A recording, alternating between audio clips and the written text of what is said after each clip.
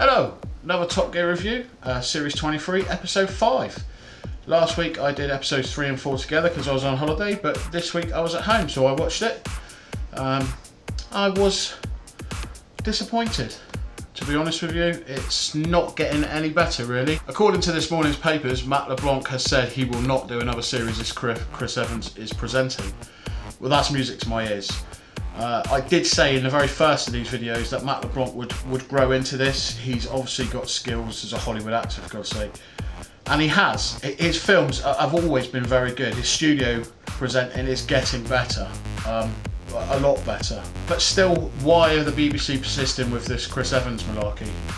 I mean, I've said on every video, I don't get Chris Evans. I don't know who he appeals to. When I was in my 20s, he was doing TFI Friday, and even I found that a little bit childish. I mean, you know, everyone had it on before they went out on Friday, whatever.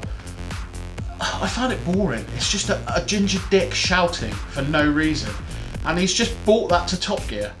I've never listened to him on Radio 2, so I don't know what he's like on that, but I can't imagine that, you know, the over 50s love him shouting all the time.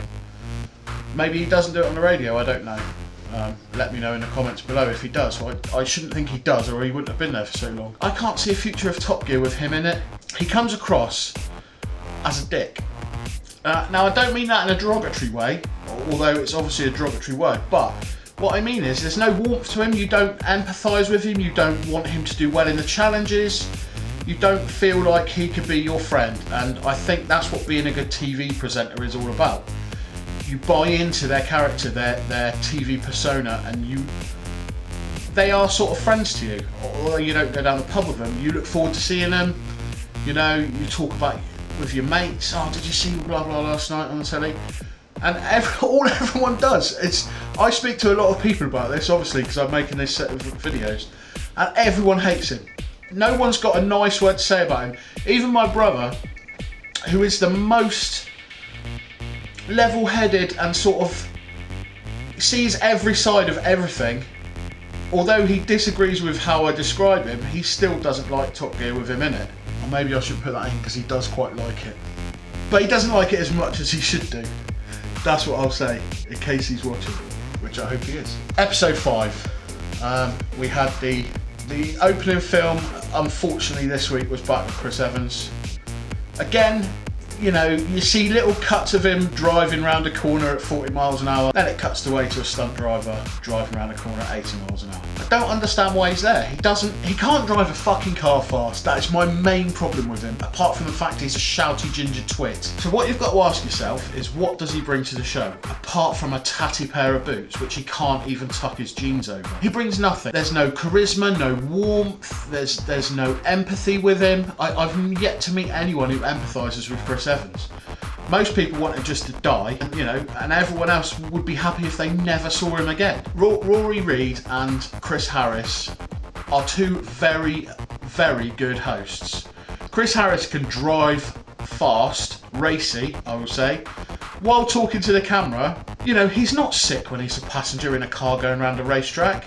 Rory Reid, another brilliant film, The Jag, going from Coventry to Geneva. What a fantastic film. We learnt something in that film. We learnt about, you know, the E-Type when it was first released had to get to Geneva in 13 hours, and this old guy who I can't remember his name, Chris Harris, driving the new BMW M2.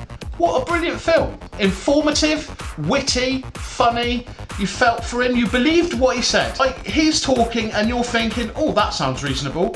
Whereas when Chris Evans is talking, all I think, and I'm guessing a lot of people are with me, is shut up, you pointless ginger waste of oxygen. Seriously, what are you doing in those cars? I mean, the guy looks like a skeleton with ginger skin stretched over him, and then he wears these ridiculous clothes. He was wearing a fucking cravat with a deerstalker hat. Now, I'm no fashion icon, do you know what I mean? And I'm pretty liberal.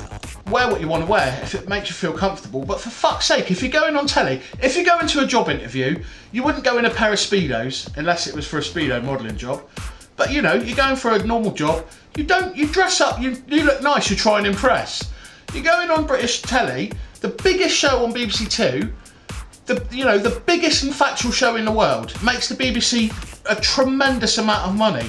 And you turn up in your fucking decorating jeans and your tatty boots with a cravat and a deerstalker. And I think the reason he wears hats and stuff in the car is so that the stunt drivers can wear the same stuff and then it doesn't look like he's not driving. But if you do what I did, and I watch on the iPlayer at my computer, if you pause those shots as he goes going around the corner testing those cars, you can plainly see it's not him driving. And I'll give the BBC their due, they do try and make it really difficult. If you look at when the car's going around the corner, there's always a lot of camera shake, it's always slightly out of focus. It's never a clean shot.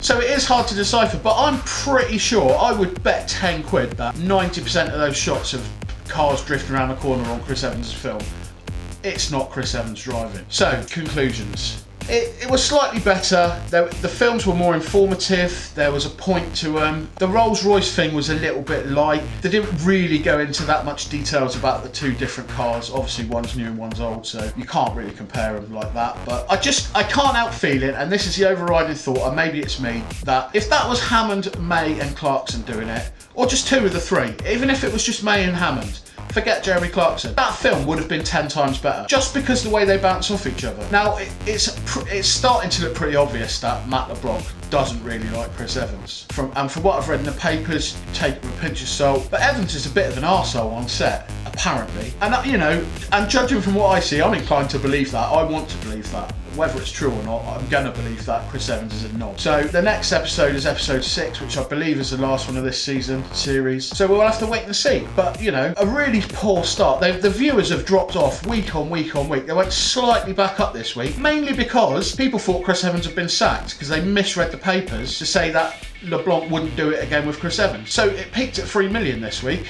but it went straight back down to 2.4, I think. You know, the lowest ever ratings for Top Gear. So we'll wait and see what happens in the last one. I'm assuming for the last one of the series they're gonna, you know, go out of a bang, maybe, or will it be another ginger whimper? That's my opinion. If you've got an opinion, let me know below. Yeah, subscribe up here and check out the other videos that are here. Cut.